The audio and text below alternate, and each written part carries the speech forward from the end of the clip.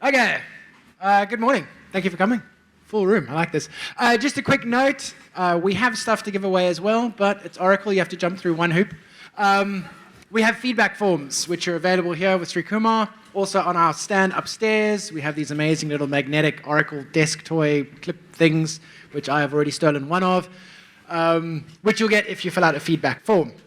A little bit about me, for those of you who don't know me, and it was, I must admit, a bit surprising to arrive this morning and have as many people who recognized me. I'm the Product Management Director for Oracle Linux. So my product stack includes Oracle Linux, Ksplice, dtrace for Oracle Linux, Spacewalk and our offerings and systems management, and Docker.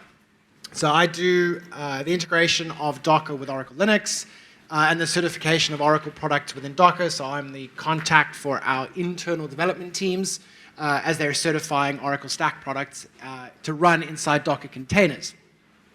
At this point, we do have certification for a bunch of products. If you're Oracle customers, you can come and talk to me about our current and future certification of Docker.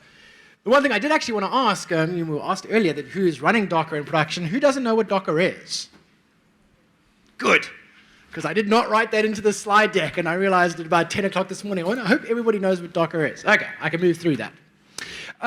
This is Oracle legal team. I'm going to talk about some stuff that's in our product. I'm going to talk about some stuff that's coming in our products. I'm not going to talk about when that stuff is coming. Okay, so I'm talking about stuff that will come, but not when it will come.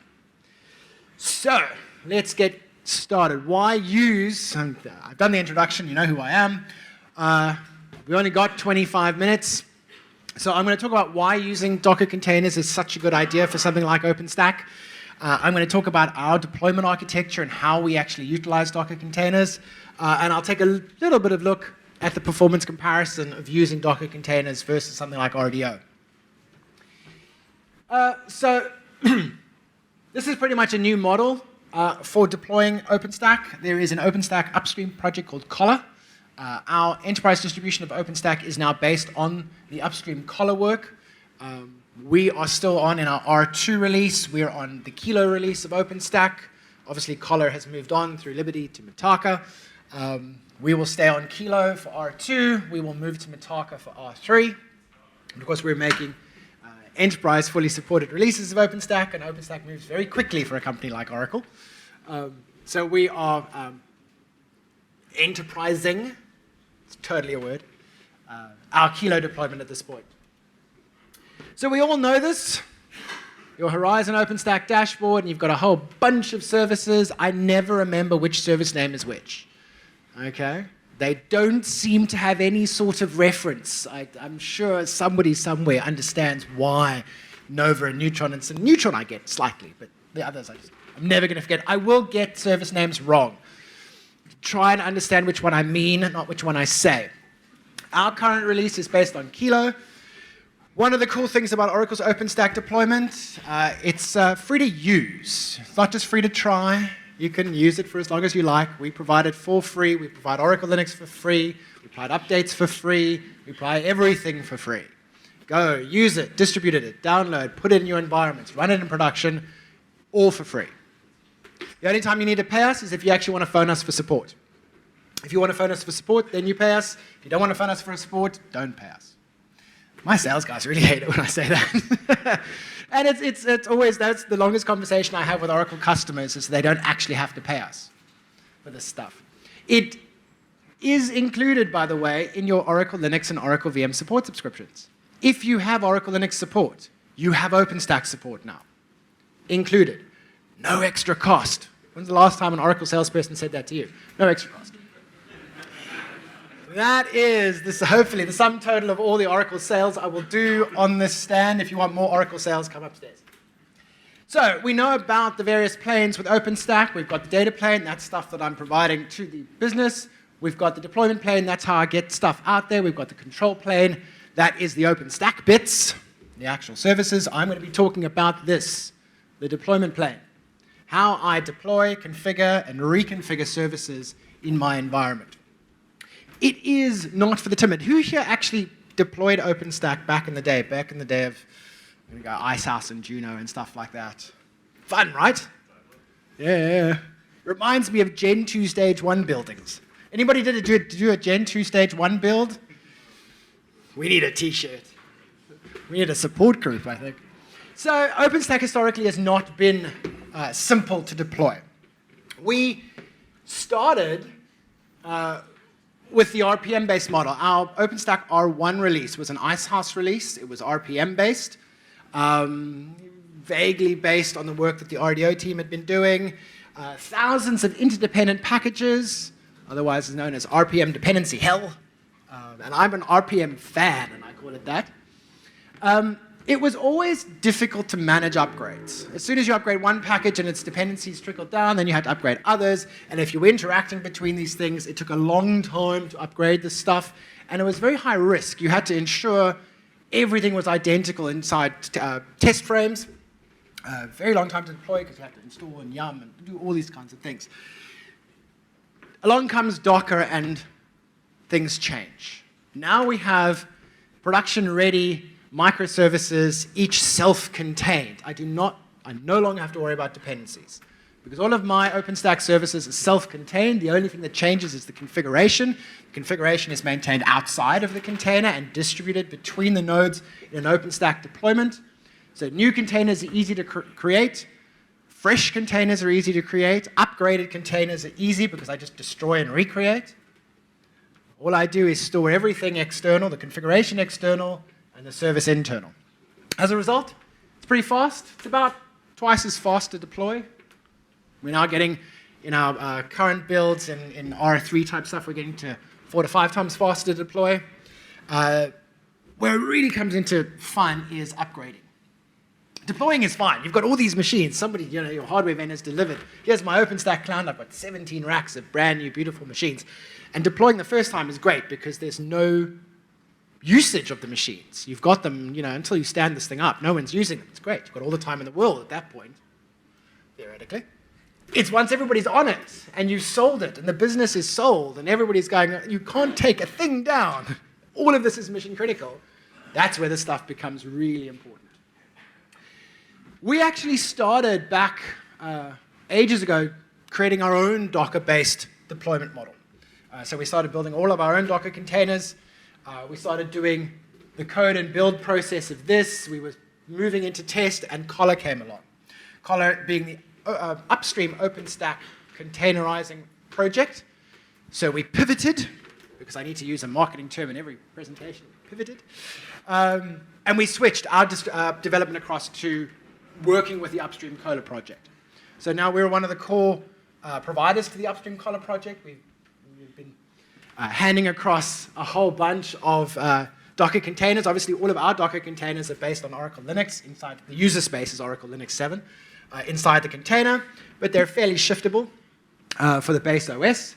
They're all production ready, and they're installed from source. So the containers themselves include upstream source. All of the deployment tools in our model are based on Ansible playbooks. So the Kolla CLI is essentially a wrapper to Ansible. And Ansible goes out and configures and deploys all of those containers for us. We have, I did a demo at OpenWorld, a hands-on lab, if you like, at OpenWorld last year of R2. I think there are 55 different containers, images, that make up an OpenStack R2 deployment. So essentially our process, we code and build.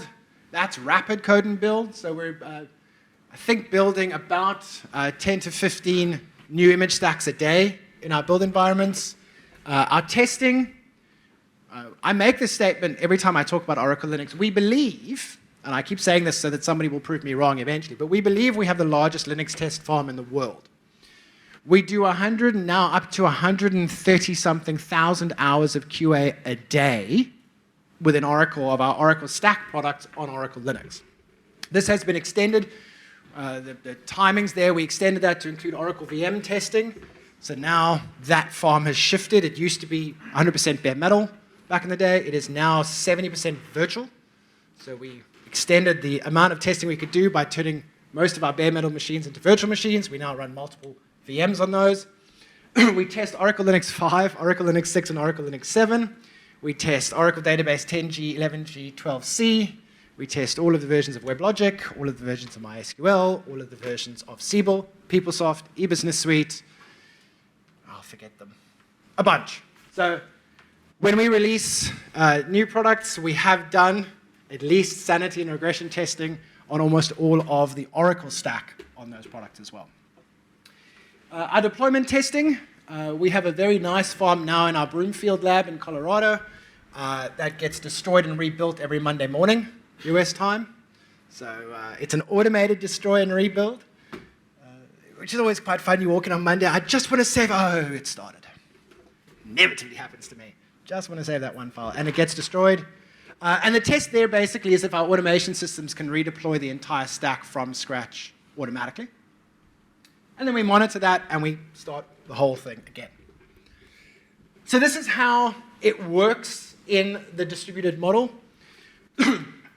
For the Docker side, we have a set of Docker image templates. Right now, you download them from the Oracle Software Delivery Cloud as a tarball.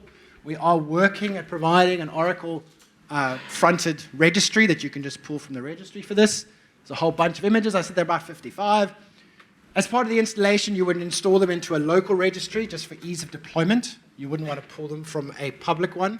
You would want them local. At the same time, we have two methods of providing updates to Oracle Linux. We have the Unbreakable Linux Network. That is the customer-facing, pay your money, you get a customer identifier, you register and you download updates. If you're not a customer, if you just want to use Oracle Linux for free, we have a publicly accessible Yum server that has all the same updates, by the way. You download the Kolla CLI. It's about the only thing packages in RPM. It's just the CLI tool that triggers the deployment of all these Docker images. Peter was absolutely right in saying that planning is critical for this stuff. There's a lot of things that you configure prior to hitting the deploy button. You configure all of your networking, you configure your nodes, you specify which nodes are compute, which nodes are control, which nodes are storage, which nodes are network, which nodes are database.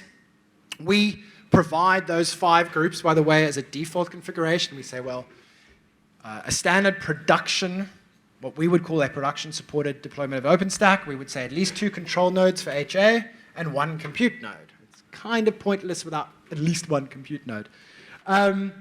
And then you would, as you're sort of using Kolla, the CLI, to configure your services, you'll say, okay, well, host 1 is a control node. Host 2 is a control node. Host 3 is a compute node. Host 4 and 5 are network nodes. Host 6 and 7 are storage nodes. You can tenant those services. I could have a small deployment where my control node is a network node, a storage node, and a database node, and then I have separate compute nodes. We strongly advise, I love the language in our install docs, we strongly advise that you don't co-locate compute with control, just for redundancy. You have your control nodes, you have your compute nodes, and you can grow these things. The nice thing about this is I can just redeploy services. I start with 3 machines, 4 machines, 5 machines. I've got 2 control, 3 compute. I go, well, everybody's on board. So now I expand. And I just tell Kolla, right, hosts 10 and 11 on new control nodes, deploy. And it just expands this kind of stuff. And it deploys the right containers. And here's where the magic happens. Each one of OpenStack's services is containerized. If I have a new compute node, I will deploy a Nova container that will control that compute node.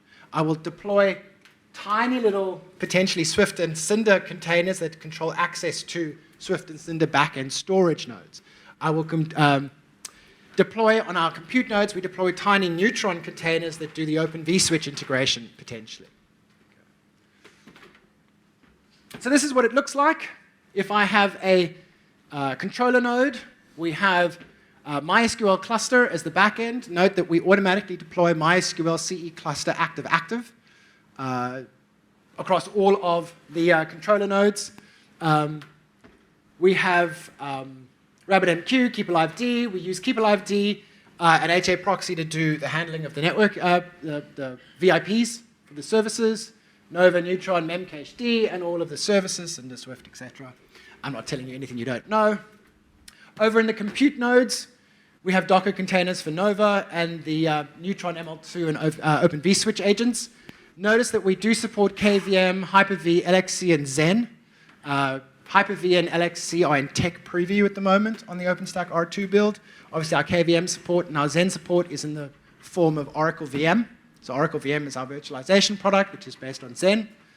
So OpenStack R2 version 2.1, due out any day now, has full support for Oracle VMs as Nova compute nodes, which will then allow you to have a certified stack for running Oracle products on an OpenStack managed compute node, because Oracle VM provides a certified platform.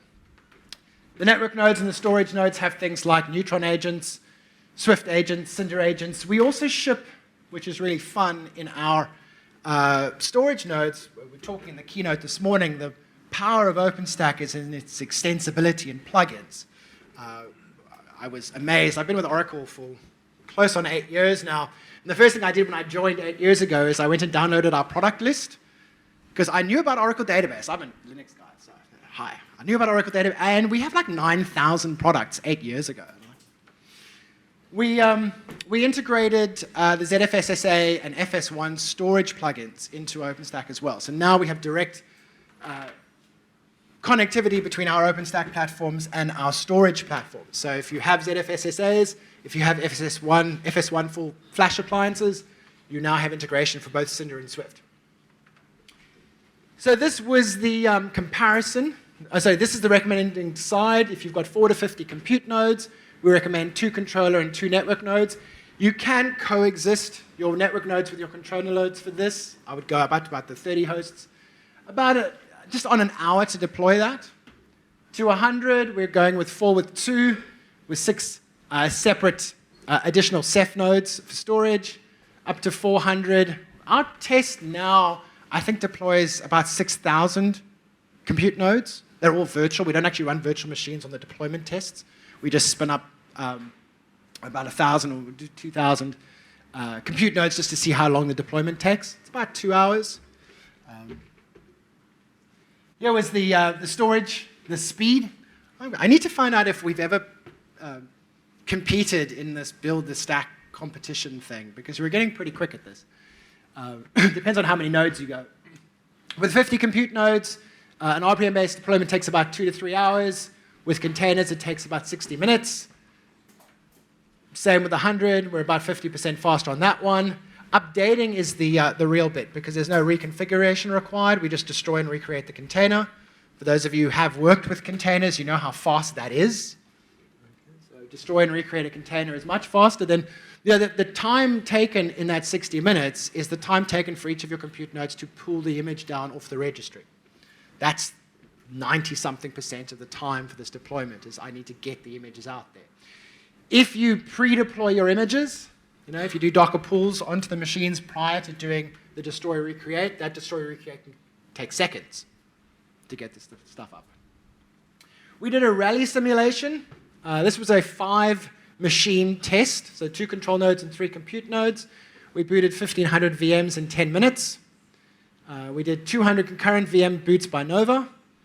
And then from Rally, 1,000 iterations with 1,000 VMs with 100 concurrency in an average of 2 minutes. So we can run fairly quick things. Nova server boot, 0% failures at 132 seconds. So we're getting really fast at this stuff. The power of this, we have a bunch of stuff coming up. Obviously, we have Oracle VM integration coming in as well. So we support KVM, Oracle VM, so KVM and Zen. So we will have a full stack Oracle-supported certified platform being controlled by OpenStack. We also do support, I mentioned Hyper-V and LXC. We're looking at Docker support for our R3 sort of Mitaka timeframe, incorporating Docker support into OpenStack as well. The irony that we run OpenStack on Docker but don't support Docker as a compute node is not lost on me. It is coming. We're adding Ceilometer support into our upcoming release as well, so we'll have telemetry support for OpenStack. If you have any questions, you can ask me now. I think I'm doing fairly well with time. Yes, you started me. The fear of 25 minutes was put into me, so I worked this cutting slides out. But I'm also be up at the booth. So fill out your feedback forms, come and get fun toys, come and get mouse mats, come and talk to me. Follow us online. There you go. that's all that. One thing I will know, obviously all of this stuff is free to, I'll repeat, free to use, free to download, free to distribute, give it to your friends, and come chat to us. Thank you very much. Brilliant round of applause.